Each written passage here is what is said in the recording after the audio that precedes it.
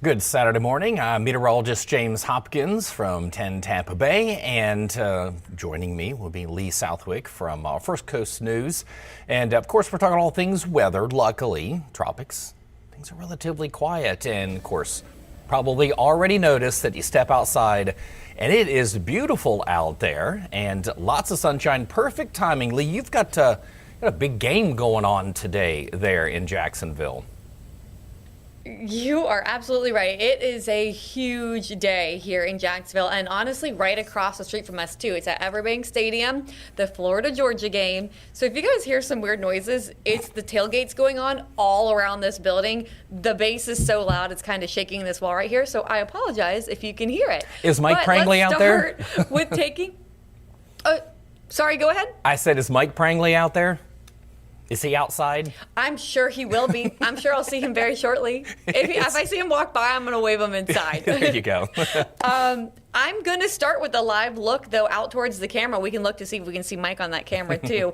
But you'll see that the tailgates are starting to go here. So if you look at the parking lots, you see the cars come in. You already see all the tents up. Look at that. It is getting crowded. Kickoff is at 3:30 p.m., so we are still hours away. But, of course, everyone piling in. Some call it the largest cocktail party in the world. So people are getting going. In our front parking lot here at First Coast News, we have a huge free tailgate. You kind of see the flags flying just at the bottom of the screen from that. So we got a lot going on here.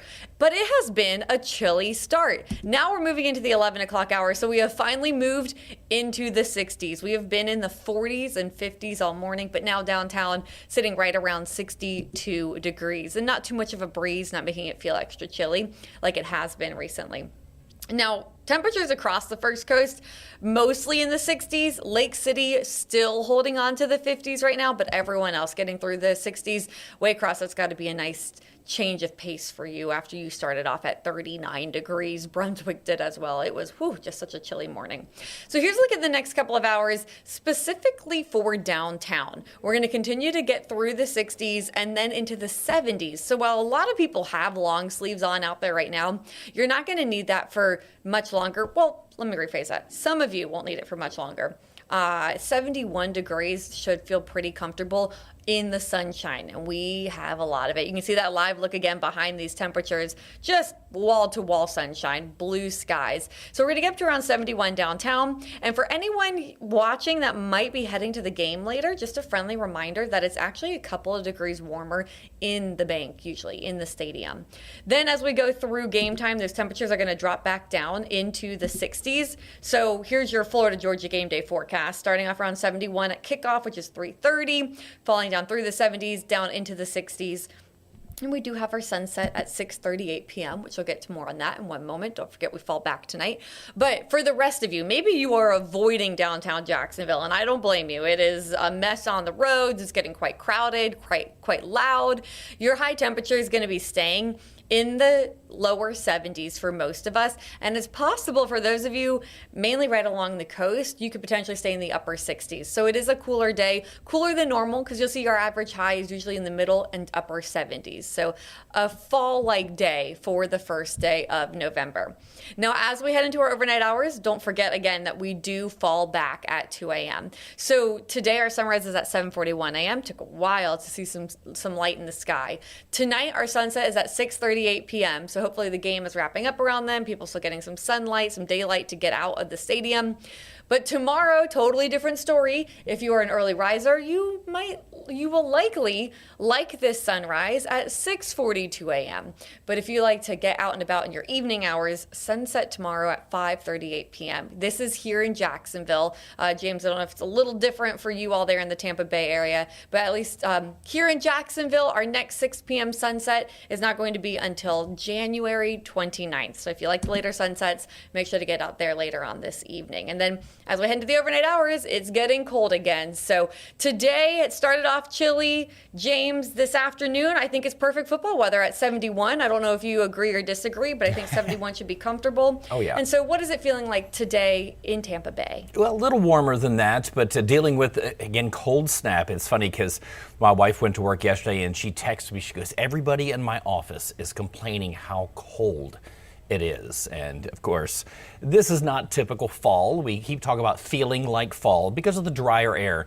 Yeah, we were quite a bit chilly as we're supposed to be starting our days in the 60s and getting into the 80s. But same as you, we did start. There's a few spots that were quite chilly. Take a live look out there right now and we're looking beautiful. You can see all the blue sky that we have out there. So a great day. I don't have any sports for you. We have Tampa Bay, who is the Bucks, who are on a bye week. We have USF, which is off. The Lightning are out of town till next Saturday. So we got nothing to go on, but head outside, at least sports-wise. So you take a look out over St. Pete and looking good there as well. Looking off towards the east, seeing a lot of blue sky.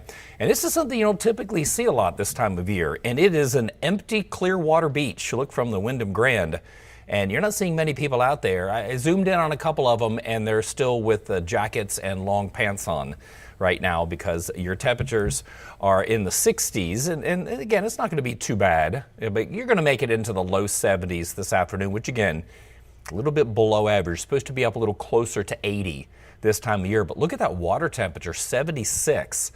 I don't think there's going to be many people out there swimming with a high of about 72 and that water temperature at 76. Your marine forecast is looking much better. A little breezy yesterday, real breezy on Thursday. So we're looking at a light chop of the bay, winds out of the northeast about 5 to 10 knots. And there's your winds. Again, they have been dying down over the past couple of days, which is nice.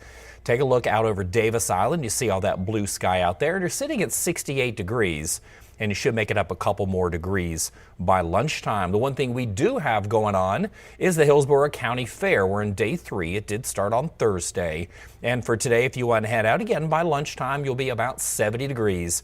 And 4 p.m., there's your high for the day, about 76. Once the sun goes down, we are going to see those temperatures dropping pretty quick. You see 67 degrees at 8 p.m., still not too bad. The fair closes at about 10. But Ian, you want to talk about a chilly start to the day. Here's this morning, and look at Crystal River. Brooksville officially made it into the 30s. 39 degrees. That's cold. Tampa, not too bad. Again, you're at 55. But 59 for St. Petersburg. That was one of the warmer spots, just shy of 60. And your dew points are on their way back up. So temperatures right now, again, we have upper 60s for most, mid 60s along the coast, with the cool spot being all the way down in the southeast at Sebring, sitting at 62. But this is why, again, once the sun goes down, our temperatures drop relatively quickly with those dew points in the 40s and 50s. Most of us are in the 50s, and the dew points will be going up a little bit tomorrow and into Monday. And this is due to a front that we're tracking that's going to be coming through tomorrow, kind of late in the evening. So to sum it up today, you'll be in the mid 70s after the chilly start. It's going to be sunny. It will be nice, and luckily, again, some lighter winds. So that's not going to be a big issue. As we go into tonight, a couple degrees warmer. Again, we started this morning at 55. You'll be 58 tonight to early tomorrow morning. So a nice, cool, but comfortable evening with those mostly clear skies. And then for tomorrow, this is really our best chance of rain we're going to have for the extended, at least the next 7 days. We'll be near 80 degrees tomorrow. Again, our normal is 82 for this time of year. So we'll still have a nice start, but those clouds will build. And you can see there on the satellite radar, nothing going on for the day today. There is the extended look, and there is the cold front again. So show you that right quick here, and there it is dropping its way down, as you can see, into the Gulf tomorrow, and then it'll push through kind of late. There's 3 a.m. on Monday, and then by the time you get up, it's already going to be past. And Monday afternoon, you see it's all the way past the Bahamas. We'll see that one dissipate. We got another one coming in midweek that looks, for the most part, for our area to come in dry. It'll stall kind of briefly before it'll kind of dissipate as we get towards next weekend. Now, what we're going to see is just our dew points going up a little bit. And Lee, again, with this nice, calm, comfortable weather, I'm sure you're tracking this cold front as well to see if maybe we have a potential for some rain. Been kind of dry across the area. Of course, we're now officially in the dry season. So, Lee, what are you looking at with this cold front coming in for Jacksonville tomorrow? We've put some rain There in the forecast, not a washout. We'll be tracking some of those showers. Like you said with the timing, this is going to be more overnight Sunday. So if we take a look at our Sunday forecast here on the First Coast, we're going to have sunshine tomorrow morning. But then later in the day, you'll notice cloud cover.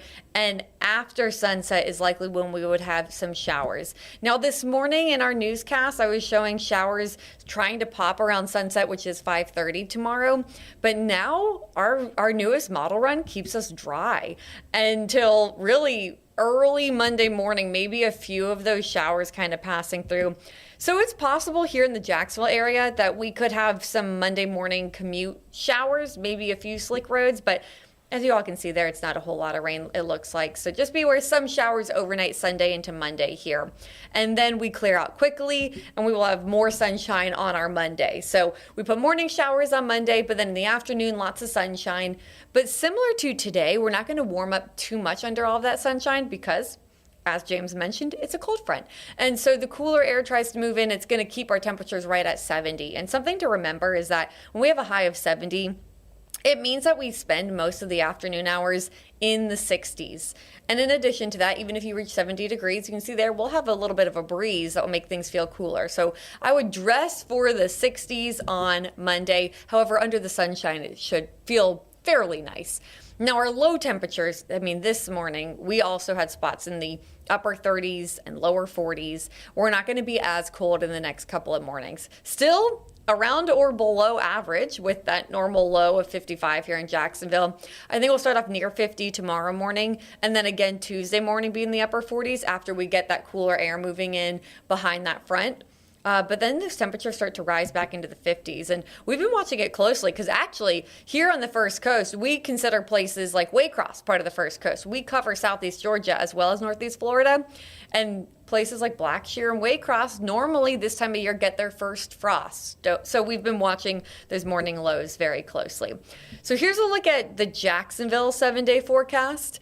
And you can see those rain chances are on the lower end. So it's late Sunday, overnight Sunday night into Monday morning, but really just a few showers and sprinkles expected. And then we're going to be back down to the lower 70s Monday and Tuesday. But James, I do expect us here to start warming back up through the 70s and approach near 80 degrees on Friday. What about you all? Yeah, we're kind of looking at the same thing. Forecast model's been back and forth. The Euro model is not impressed with this cold front, even the GFS and some of the high resolution models. So we're looking again, kind of the same thing, a little bit better chance of rain, but coming again, same as after sunset tomorrow. So the bulk of the day looks pretty good, and we're going to warm up a little bit for tomorrow, a little bit closer to average ahead of this front coming in. So here's your future cast for the rest of the day today. Looking beautiful out there, of course.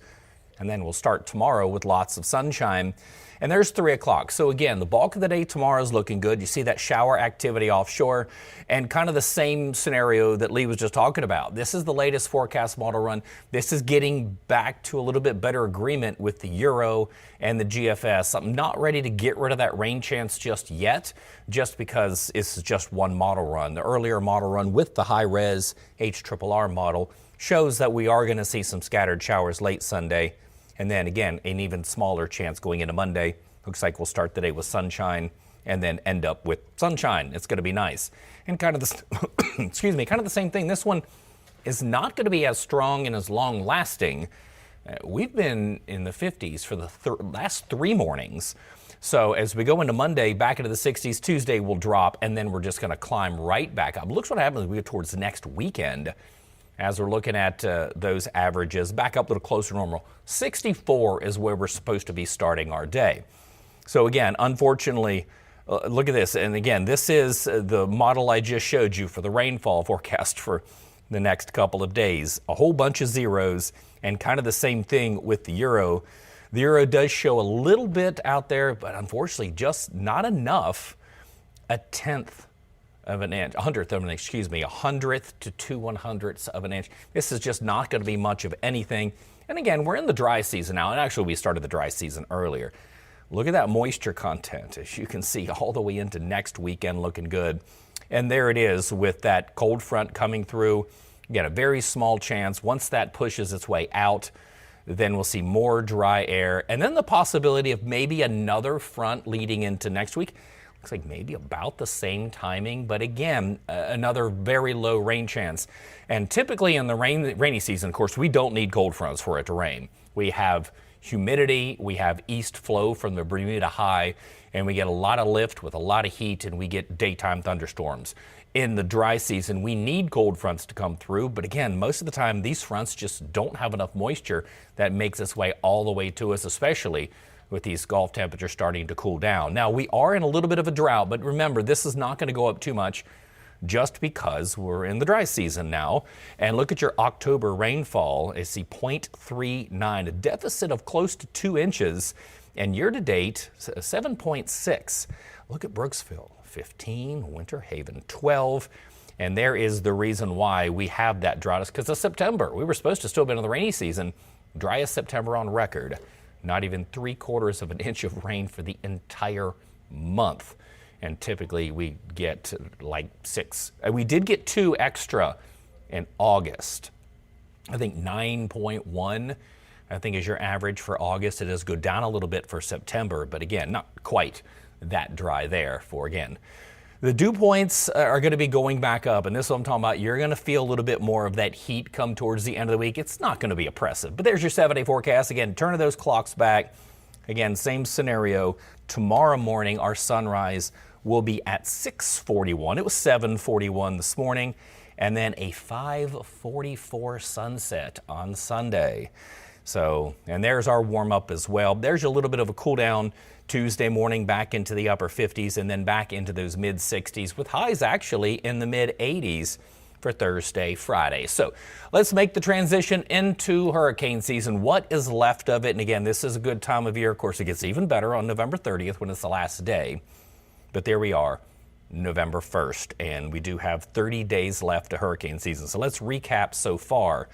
And you see your 2025 season, we made it to Melissa.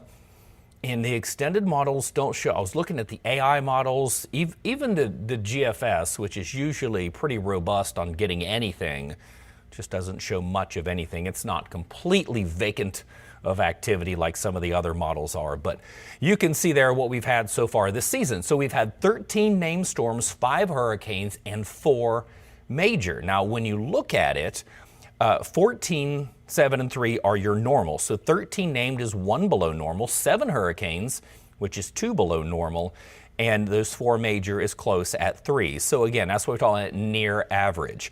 Here's the crazy thing. There's 2 things about this season that make it a little bit different. No landfalling hurricanes so far, and again, the extended looks pretty good that we could keep it that way. The last time we didn't have a landfalling hurricane was in 2015. The only thing we did have making landfall in South Carolina was Tropical Storm Chantal. Here's the other thing that is crazy about this season. We've had 3 Category 5s. There's only 1 other season on record that had more than 2, and that was 2005, where, of course, they had 4. So when we talk about Melissa, look where it ranks for the strongest Atlantic storms, and this is due to pressure.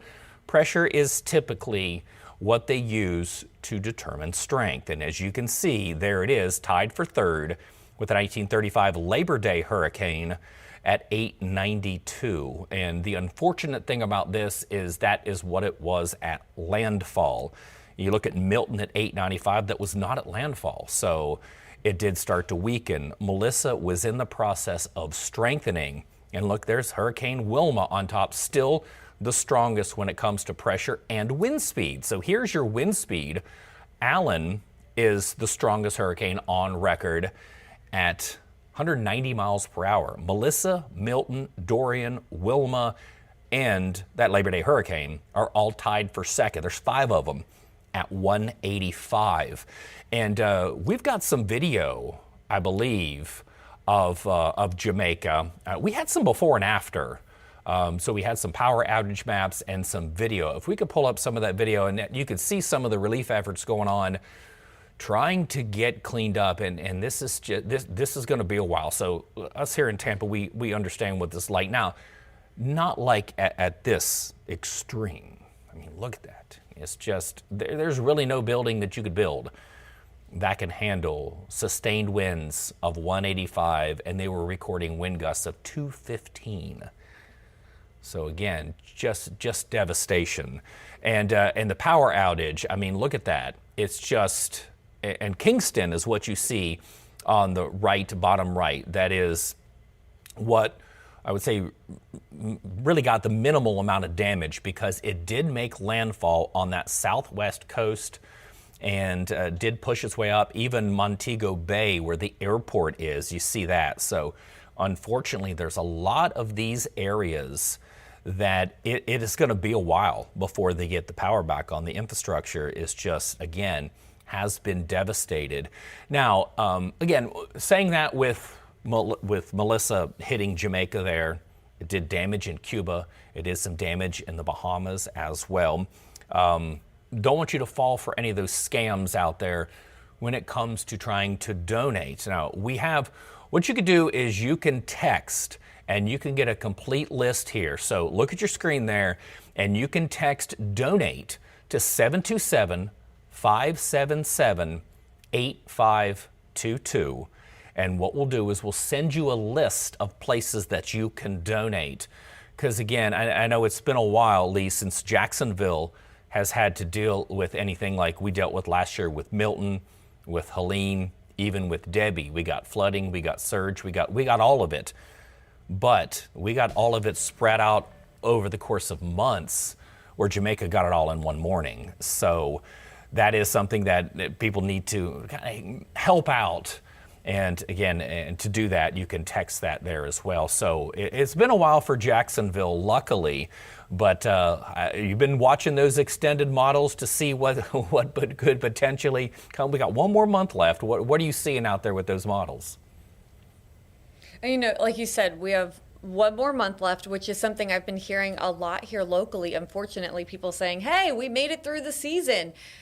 And so, again, I just want to press home the point that we are not done with the season yet. We had Hurricane Nicole a couple years ago in November. It is still possible to have landfalling hurricanes in the month of November. And James, you're right, too. Something that maybe my viewers who tune into streams a lot are tired of me saying. I don't mean to diminish anyone's experience with any sort of tropical systems, because here on the First Coast, we actually did have impacts from Helene, from Milton. We had power outages, trees down, some homes were destroyed, especially in Waycross, where trees fell on homes. But here on the First Coast, we have not had a landfalling hurricane, a direct hit from a hurricane, since Dora in the 1960s. So while we had hurricane force gusts in places like Waycross when Helene came through, we actually did not have hurricane impacts. So while people here in Jacksonville think that they have been through a hurricane and that's why they could stay if one threatens, unless you've been here since the 60s and you lived through Dora, here in Jacksonville, you've not lived through a landfalling hurricane. And so I'm really glad that you put that donation number up, because Jamaica needs all of the help that they can get. I know we've done stories on aid already on the way to Jamaica, but it's just going to be a really long, hard recovery process for them. The good news is here for over the next 7 days, no areas of possible formation being watched by the National Hurricane Center, which is always a relief to see. Melissa went post-tropical. It's not being monitored anymore. And so, James, now for the next week, looking quiet. I didn't mean to say the Q word. It makes me nervous. But, I am always glad to see this where it's no areas being watched by the National Hurricane Center. But Absolutely. We, of course, have tools that look out beyond as well, 2 weeks and beyond. Yeah, and looking at, like I mentioned, some of the AI models, the European model, it really with Google has a good AI model. Absolutely nothing, which is fantastic. And you'll see some lows kind of here and there.